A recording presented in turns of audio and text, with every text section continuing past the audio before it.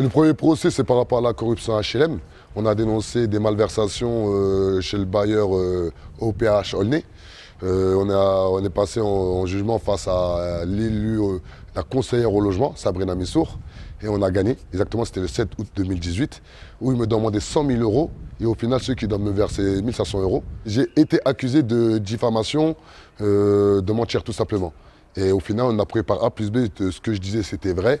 Et c'est une grosse victoire pour la population, pas pour moi. Car au final, il ne faut jamais oublier que nous, on remonte les demandes de la population. Tout le monde sait que beaucoup de personnes profitent de leur poste élevé chez les bailleurs sociaux pour faire de la corruption HLM. Et la plupart des personnes qui font la corruption HLM, c'est les personnes eux-mêmes qui sortent de ces quartiers défavorisés. C'est incroyable.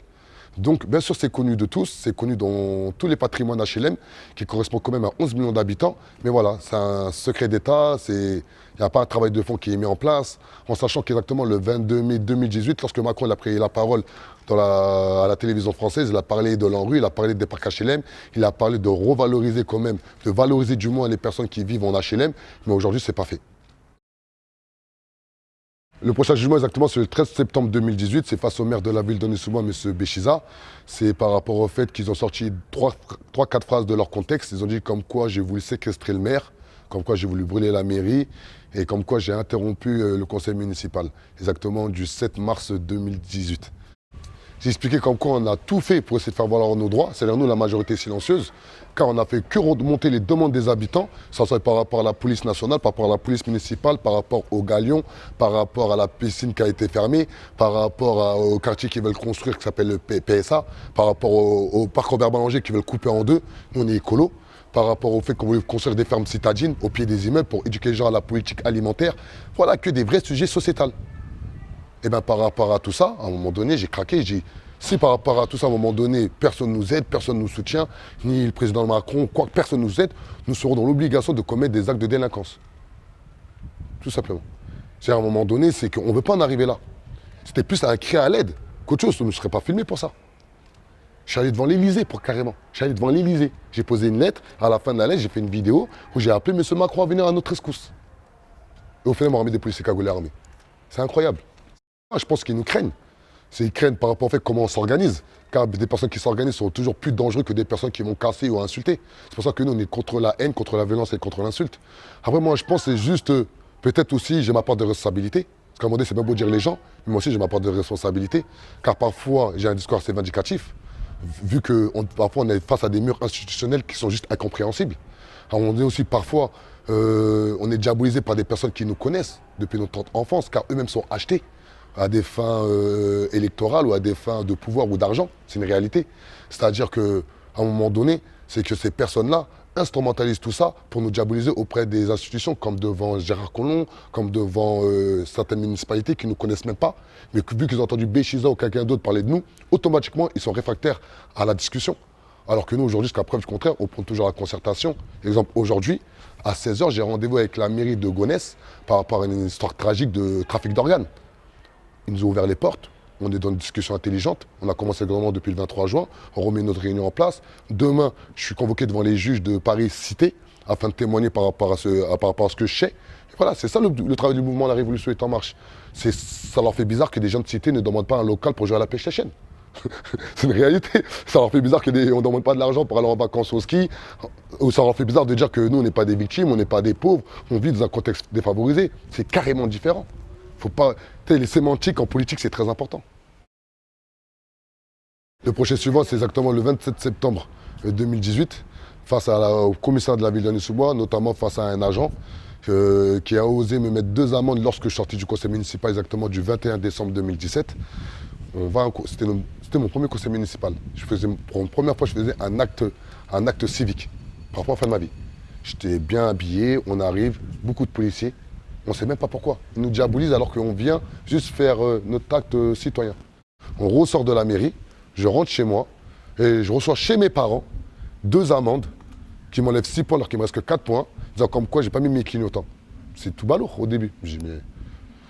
Ils mettent l'adresse de mes parents alors que moi j'ai déménagé, j'habite en pavillon.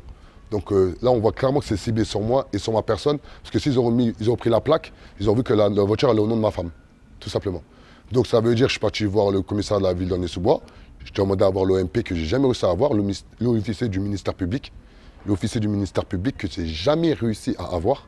Au final, j'ai reçu des majorations, donc j'étais dans l'obligation d'aller porter plainte auprès de l'IGPN, l'inspection générale de la police nationale.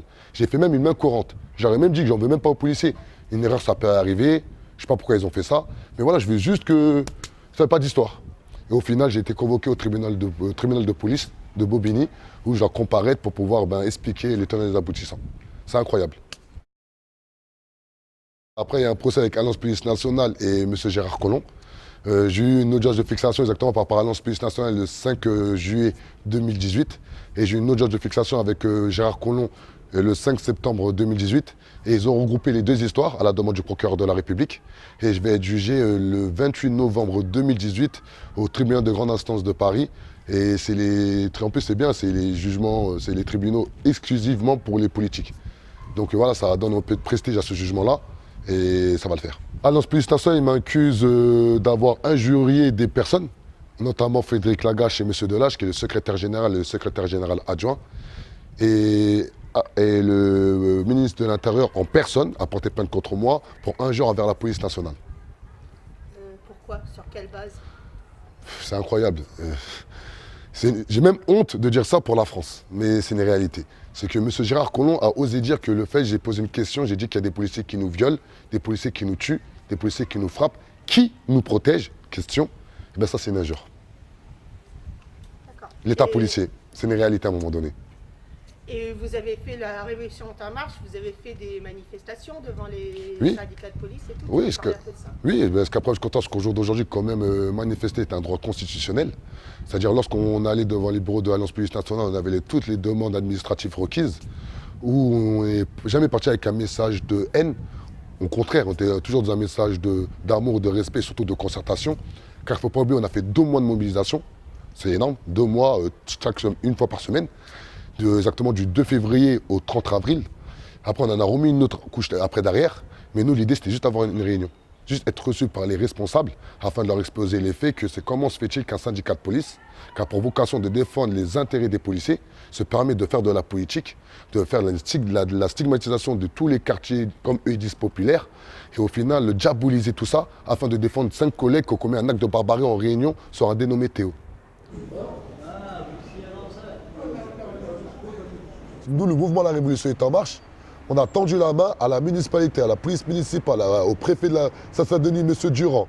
On a fait 14 propositions qu'on a réduit à 5 propositions afin d'un rapprochement population-policier. Aucune institution nous a ouvert les portes. Au point qu'on a fait une réunion avec Alexandre Langlois de la CGT Police Nationale, ici en plein cœur du quartier. On a demandé à une salle qui s'appelle le CAP afin de faire une vraie réunion assise et tout, etc. Ils nous l'ont refusé. On a dû faire la réunion dehors. Donc, c'est ça les vrais problèmes qu'on a aujourd'hui dans nos quartiers. C'est les institutions qui ne sont pas à l'écoute de la population. Qui donne les ordres? Lorsque, pendant près de 2 mois, toutes les semaines, il y avait des affrontements entre la police et la population ici. Et lorsque le préfet, M. Durand, il a retrouvé mieux de faire une occupation d'envoyer les CRS. Incroyable. C'est incroyable. Et les CRS, c'est sur la vraie garde-gars, ils contrôlent à toutes azimuts. Ils créent une animosité incroyable. C'est le rôle de la police, ça, madame? Non. Simple. Donc la sécurité, elle vient de la police? Non, la sécurité vient de tout le monde. À un moment donné, quand on veut régler des problématiques, c'est trop facile de dire ouais, c'est la police, oh non, ouais, c'est la population. Non, ça vient des deux côtés. Et les deux côtés, pourquoi? Parce qu'il y a un manque de concertation, il y a un manque de démocratie, il y a un manque de valeurs républicaines. Il faut élever le débat à un moment donné. Comment aujourd'hui on peut régler ça? Eh bien, en se posant autour d'une table et en discutant. Et comme je viens de vous dire, c'est qu'on a sollicité toutes les institutions possibles et inimaginables.